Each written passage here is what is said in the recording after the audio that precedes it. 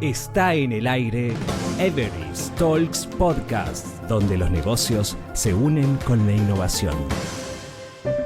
La transformación digital en curso es tan poderosa que puede cambiar radicalmente la forma en que trabajan las empresas, la conducta de las relaciones interpersonales e incluso la forma de enseñar y aprender. Es una transformación profunda capaz de fusionar las realidades físicas y digitales, creando algo efectivamente nuevo. La Sociedad 5.0. Estos son algunos de los temas que escuchará a partir de ahora en esta conversación con Diego Tovar, CEO de Everest Colombia. Usted dice que los grandes desafíos de hoy como sociedad son dos, uno ético y otro educativo, y que el desafío ético es cambiar el modelo como nos educaron. ¿Qué significa esto? El significado es que nos han educado en un modelo ético que yo llamo de ética representativa, en la que nos victimizamos de quienes nos representan en la sociedad. Me explico, nos la pasamos victimizándonos de los políticos. Cuando tenemos un problema en nuestra ciudad, le echamos la culpa en el alcalde. Cuando tenemos un problema en el sitio que vivimos, le echamos la culpa a la administración del edificio. En las organizaciones le echamos la culpa al presidente o a los directivos. Ese es el modelo ético representativo. Creo que hay que cambiar el modelo a uno de ética participativa en la que asumamos incondicionalmente la responsabilidad de entender que el único que nos puede transformar a cada uno de nosotros somos nosotros mismos.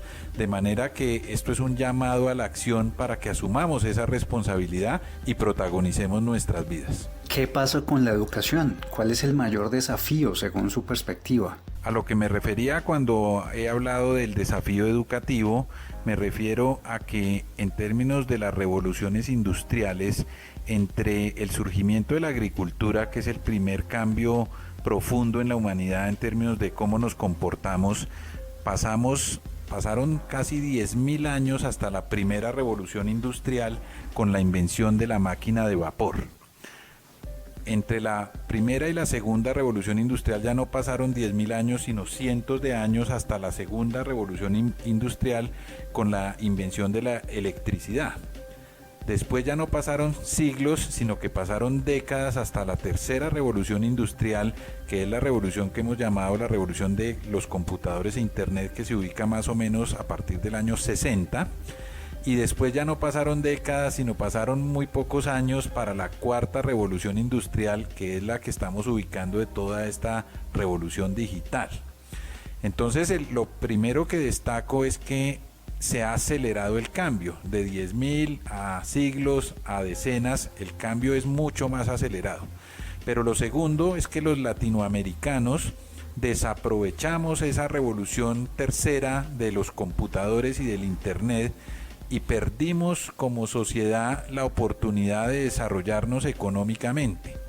Países que estaban mucho más atrasados en esa época, como Singapur, Malasia o Taiwán, nos superaron de lejos porque entendieron ese fenómeno de la revolución de los computadores, abrazaron ese fenómeno, se informatizaron como sociedades y nos dejaron atrás y hoy los vemos casi inalcanzables.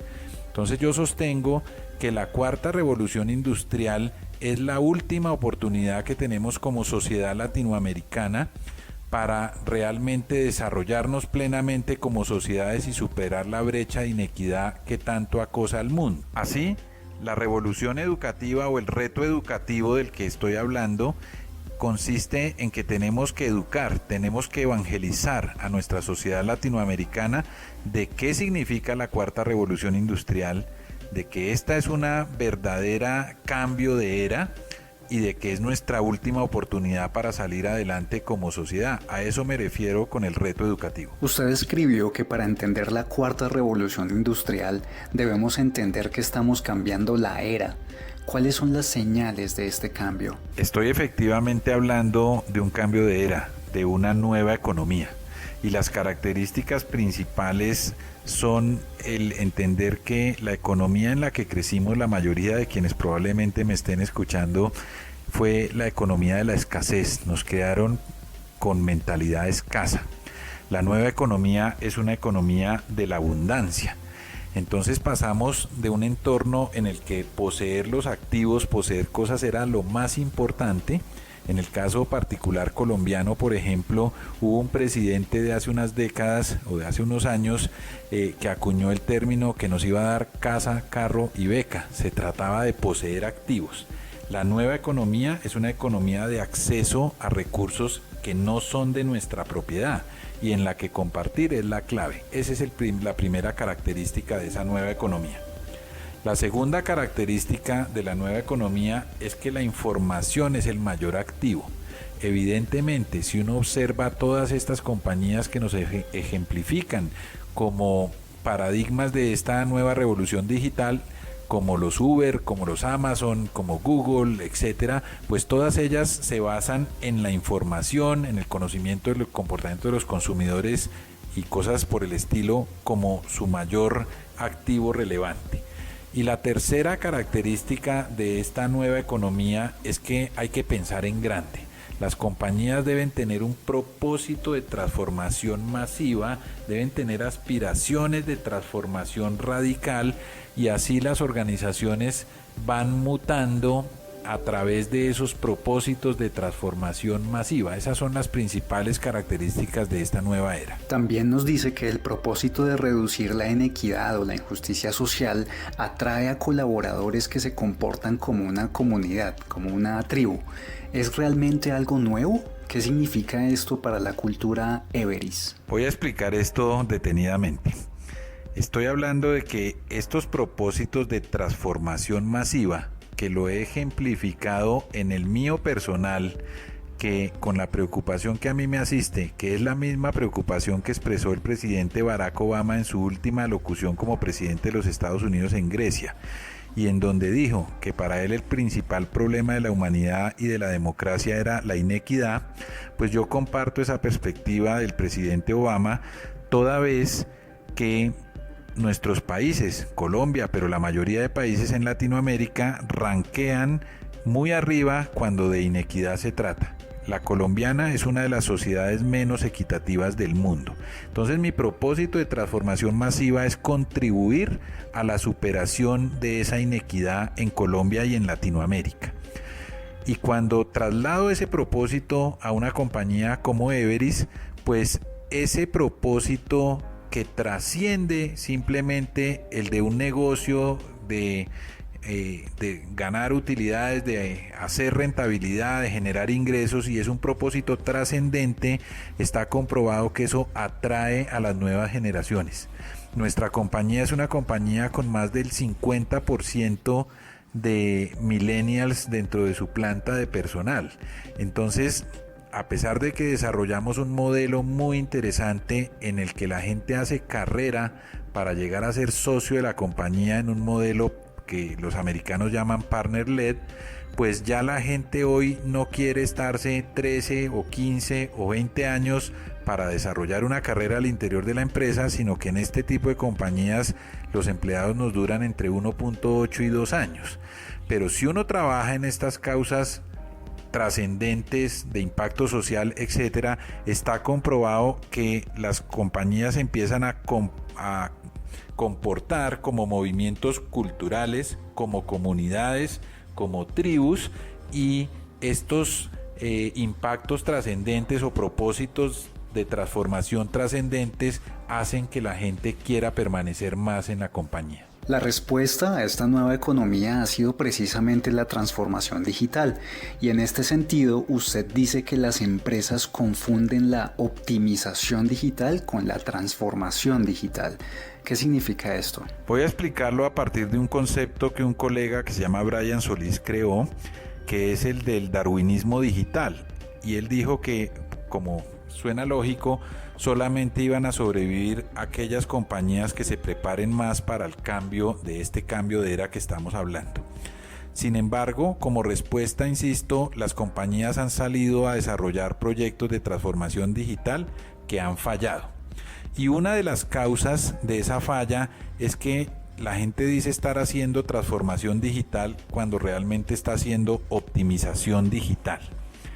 Optimizar digitalmente un negocio es buscar a través de tecnología digital mejorar la productividad, mejorar los ingresos existentes o mejorar la experiencia de cliente. A eso llaman los analistas de la industria optimización digital.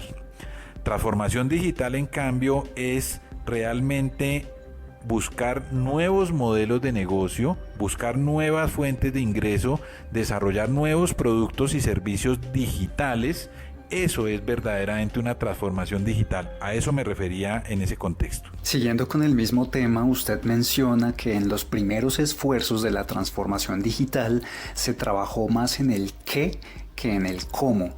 Explíquenos esto, por favor. Yo llamo al qué, nosotros llamamos al qué, al uso de tecnología para transformar los negocios. Y creo que en las primeras etapas de la transformación digital, la mayoría de compañías, de empresas, entendieron el fenómeno como incorporación de capacidades digitales. Yo creo que es más relevante el cómo.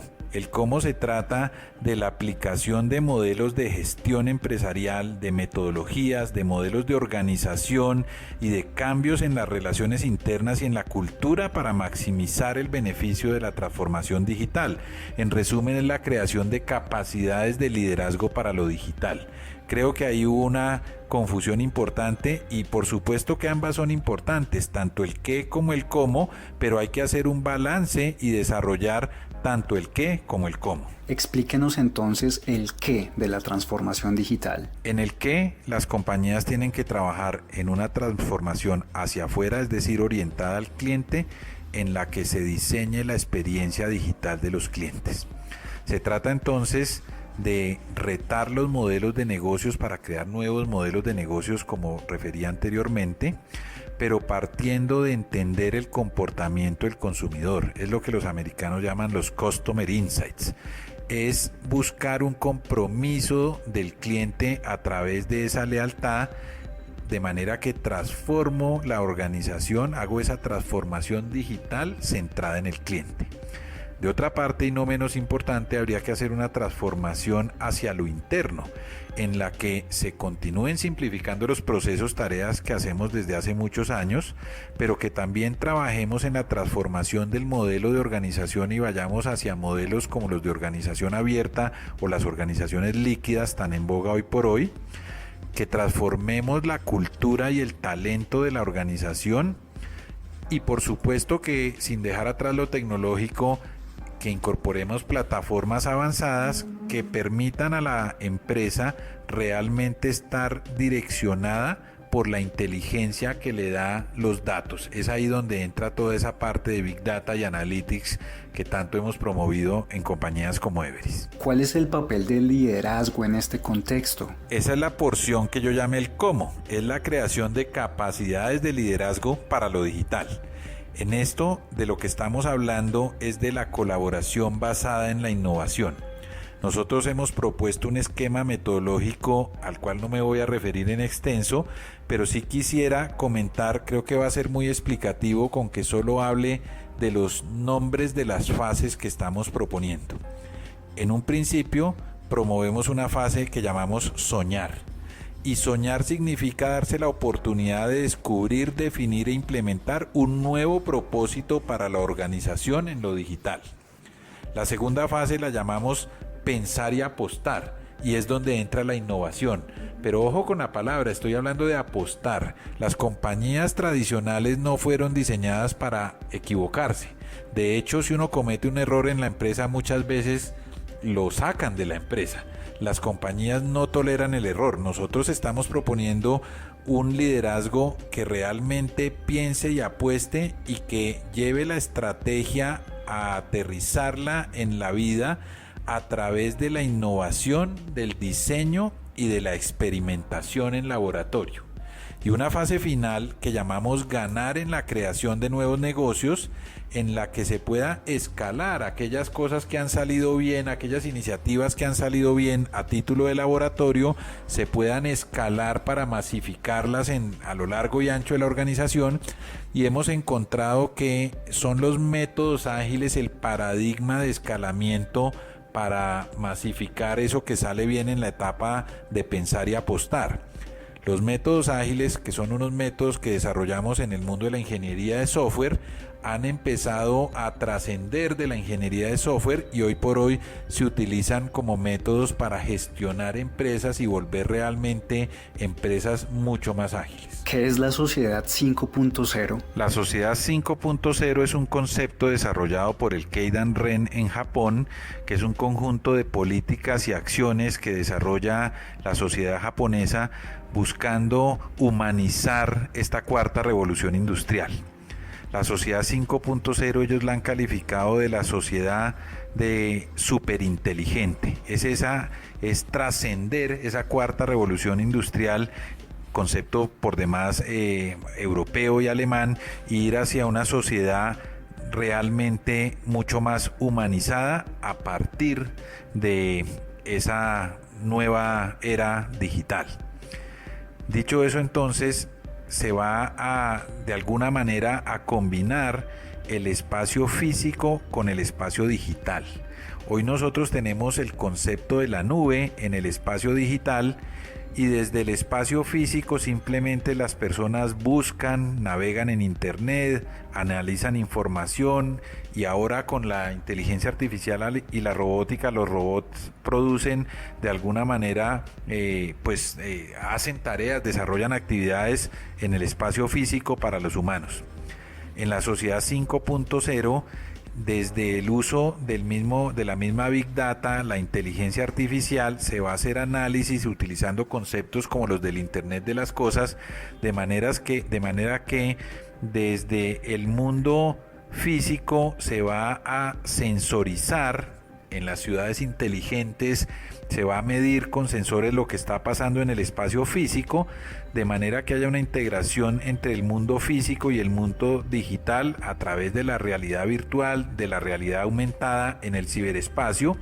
Pero más importante que explicar todo este tema tecnológico es realmente entender que la sociedad 5.0 es realmente humanizar la cuarta revolución industrial, poner al ser humano en el centro, y por eso hemos acuñado términos como los de augmented humans, los de los humanos aumentados, en donde entendamos que estos aceleradores tecnológicos como los robots y la inteligencia artificial no están para reemplazar humanos, sino que están para aumentar las capacidades del ser humano. ¿Hay un proyecto piloto en Colombia de sociedad 5.0? Efectivamente.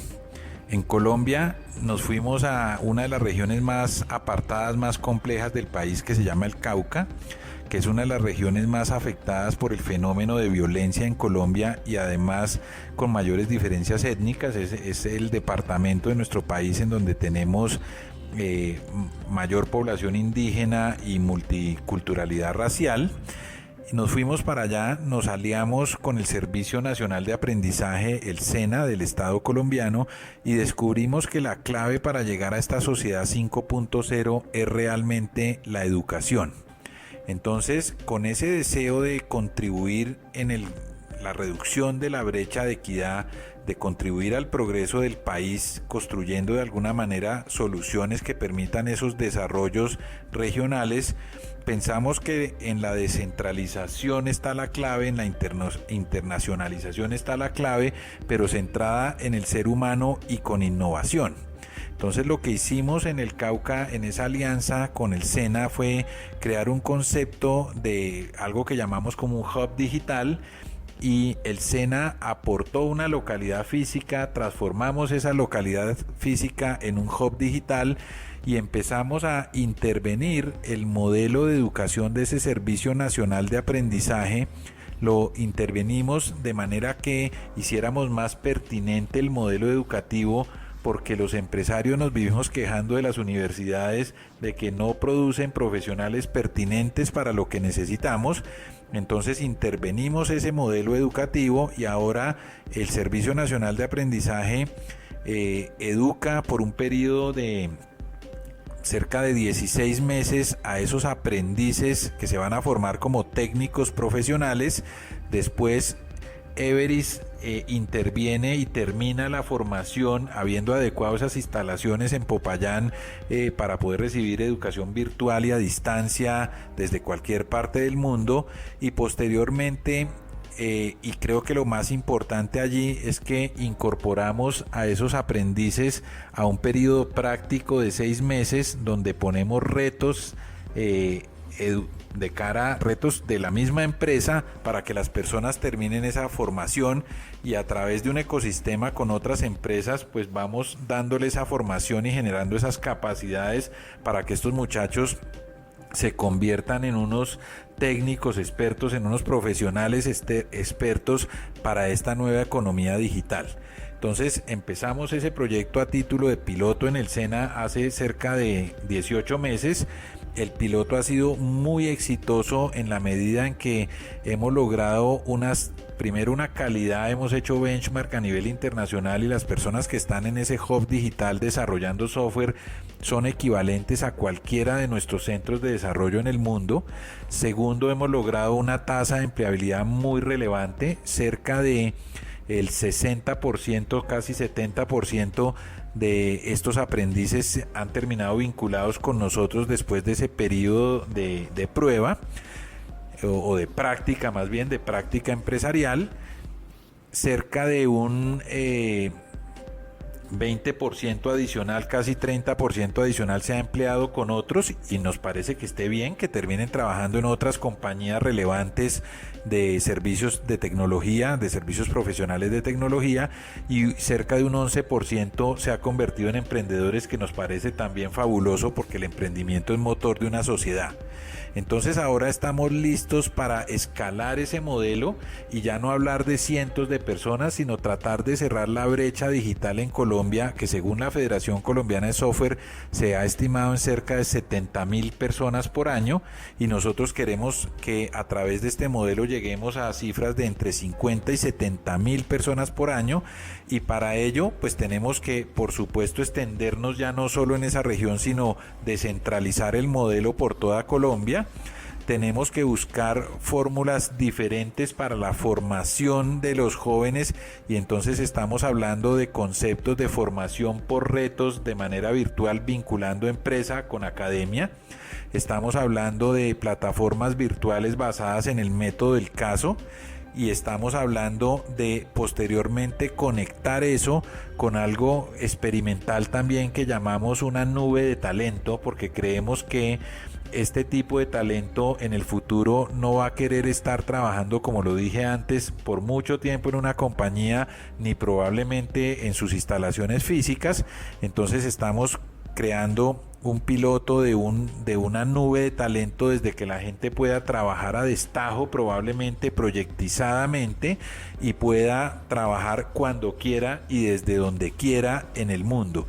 Entonces, finalmente este modelo realmente para que sea un modelo que le sirva a la gente, que sea ejemplo de ese concepto de sociedad 5.0, también tiene que ir acompañado de algo que hemos llamado un observatorio laboral, que con inteligencia artificial y analítica avanzada permita vincular y asegurar la pertinencia entre lo que las entidades de educación le enseñan a las personas y la pertinencia con lo que para que los necesitan las empresas.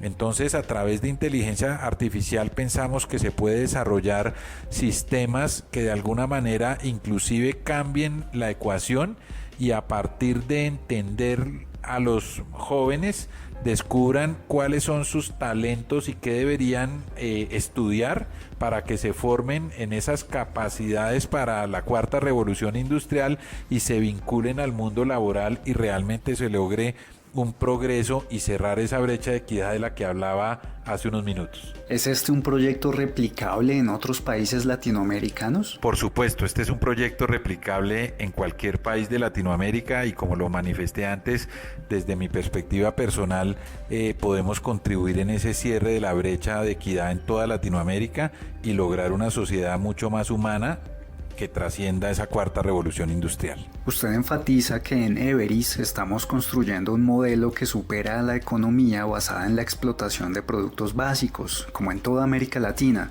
y que permite un verdadero desarrollo social saludable. ¿No sería una utopía contemporánea? No me quisiera incorporar a calificar si esto es o no una utopía. Yo lo que creo es que Nuestra sociedad latinoamericana funcionó históricamente con la venta de commodities, con la exportación de productos básicos, y evidentemente los productos básicos no dependen de quien los produce, sino que dependen del mercado.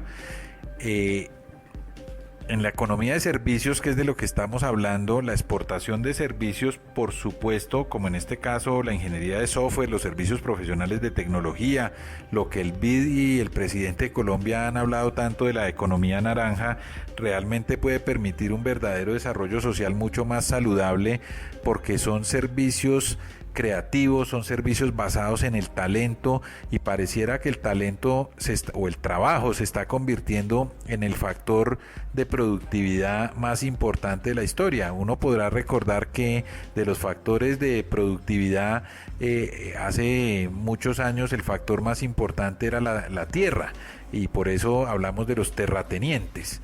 Después la ecuación cambió y el factor predominante se volvió el capital y surgió el capitalismo. Ahora pareciera que en esta cuarta revolución industrial, y desde la misma tercera inclusive, se vuelve el trabajo el factor más importante de producción, y aquí yo lo explicito como el talento. Entonces, esta economía de servicios de alguna manera promociona los servicios basados en el talento de la gente, y eso logra un verdadero desarrollo mucho más sostenible y mucho más humanizado. Usted escribe que el proyecto es una iniciativa basada en el concepto de educación dual.